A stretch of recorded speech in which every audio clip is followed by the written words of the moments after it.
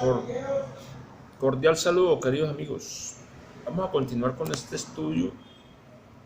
Habíamos quedado en que la clase de los campesinos empezaba a ahogarse con los impuestos y empezaban a desesperarse. Estaban siendo conducidos prácticamente a un estado de servidumbre e iban perdiendo la propiedad comunal de la aldea a ser una parte del feudo del señor. Iban reduciendo la propiedad comunal de la aldea a ser una parte del feudo. Los impuestos empezaban a ahogar a los campesinos. Entonces, ciertos cambios significativos en la atmósfera psicológica acompañaron el desarrollo económico del capitalismo. Un espíritu de desasosiego fue penetrando en la vida hacia fines de la Edad Media. Comenzó a desarrollarse el concepto del tiempo, el reloj, el tiempo en el sentido moderno. Los minutos empezaron a tener valor. Un síntoma de este nuevo sentido del tiempo es el hecho de que en Nuremberg las campanas empezaron a tocar los cuartos de hora a partir del siglo XVI. Un número demasiado grande de feriados comenzó a parecer una desgracia. El tiempo tenía tanto valor que la gente se daba cuenta de que no debería gastarse en nada que no fuera útil. Empezó el tiempo. Empezaron a trabajarnos con el tiempo, el famoso tiempo que es tocado, que lo veremos más adelante en una conferencia, el tiempo de la oscuridad, el tiempo del 666. Más adelante lo vamos a ver. El trabajo se transformó cada vez más en el valor supremo. Con respecto a él, la nueva actitud se desarrolló con tanta fuerza que la clase media empezó a indignarse contra la improductividad económica de las instituciones eclesiásticas. Se resentía contra las órdenes mendicantes por ser improductivas y por tanto inmorales. El principio de la eficiencia asumió el papel de una de las más altas virtudes morales. Al mismo tiempo, el deseo de riqueza y de éxito material llegaron a ser una pasión que todo lo absorbía. Empezaron a meter el tiempo y empezaron a ser el hombre esclavo del trabajo. Todo el mundo, dice el predicador Martin Bucer, corre detrás de aquellos asuntos y ocupaciones que reportan mayores beneficios. El estudio de las artes y de las ciencias es desechado en beneficio de las formas más innobles del trabajo manual. Todas las cabezas inteligentes dotadas por Dios de capacidad para los más nobles estudios se ven monopolizadas por el comercio, el cual está hoy en día tan saturado de deshonestidad que es la última especie de ocupación que todo hombre honorable debiera aprender. Esto lo dice el predicador Martin Bucer, es citado por Shapiro en las páginas 21 y 22. Una muy importante consecuencia de los cambios económicos descritos llegó a afectar a todos.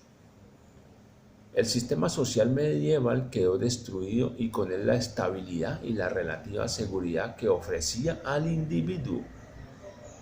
Ahora, con los comienzos del capitalismo, todas las clases empezaron a moverse. Dejó de haber un lugar fijo en el orden económico que pudiera ser considerado como natural, como incuestionable. El individuo fue dejado solo. Todo dependía de su propio esfuerzo y no de la seguridad de su posición tradicional. Cada clase, por otra parte, se vio afectada de una manera distinta por este desarrollo. Para el pobre de las ciudades, los obreros y los aprendices significó un aumento de la explotación y el empobrecimiento, y para los campesinos también un crecimiento de la presión individual y económica. La nobleza más baja tuvo que enfrentar la ruina, aunque de distinta manera. mientras para estas clases el nuevo desarrollo era esencialmente un cambio hacia lo peor.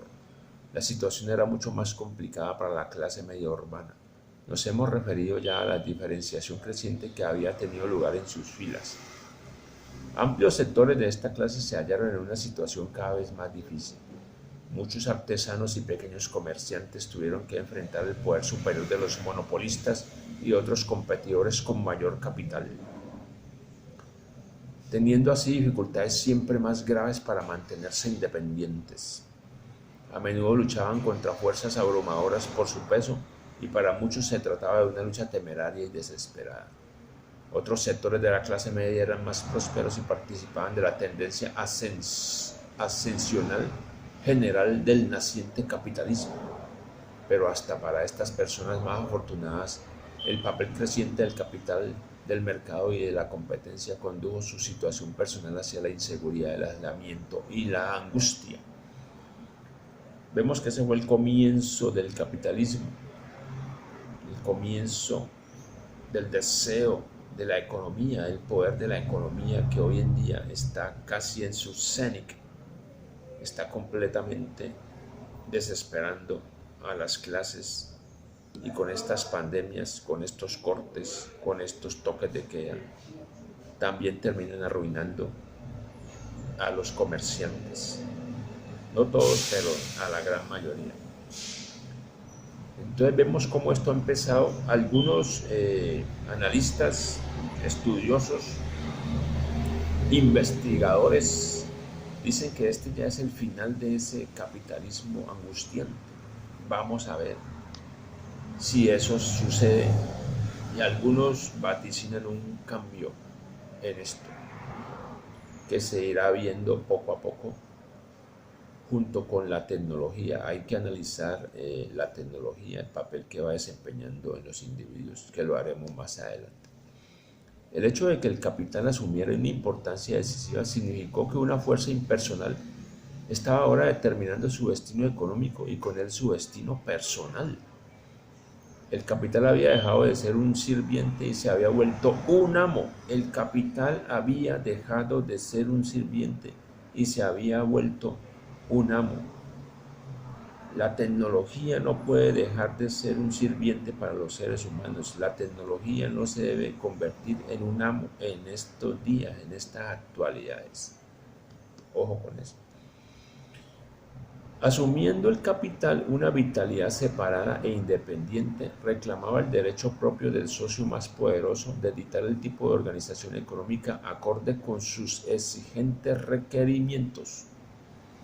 Eso lo vemos en el extremo actualmente, que los dueños de los bancos son los que inclusive dominan a los políticos, ponen a los políticos, compran los políticos. Han convertido la democracia en una democracia falsa, y así sucesivamente lo vemos viendo hoy en día con unos políticos sospechosos. Las nuevas funciones del mercado tuvieron un efecto similar.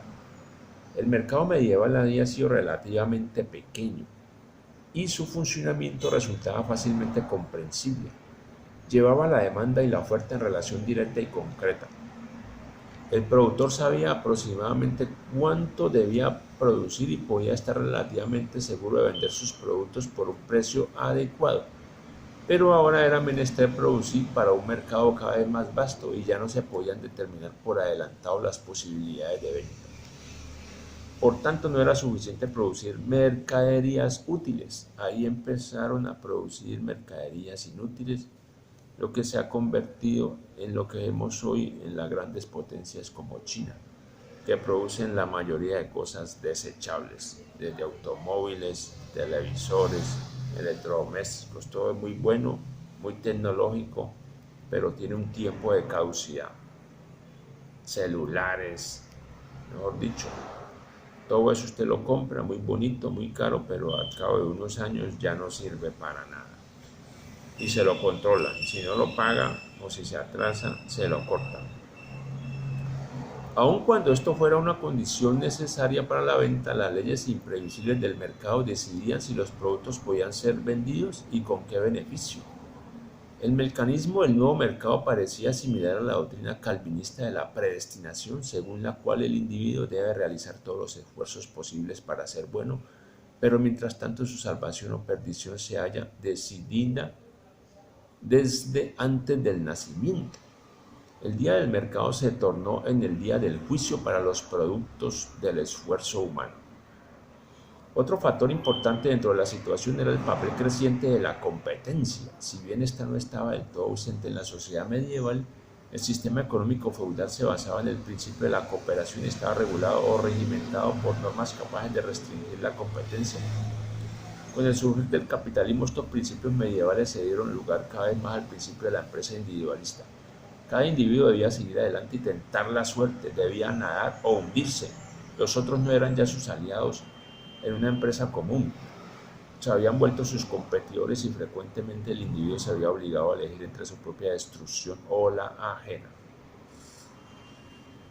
Ciertamente el papel del capital del mercado y de la competencia individual no era tan importante en el siglo XVI como lo fue más tarde, pero al mismo tiempo todos los elementos decisivos del capitalismo moderno ya habían surgido juntamente con sus efectos psicológicos sobre el individuo.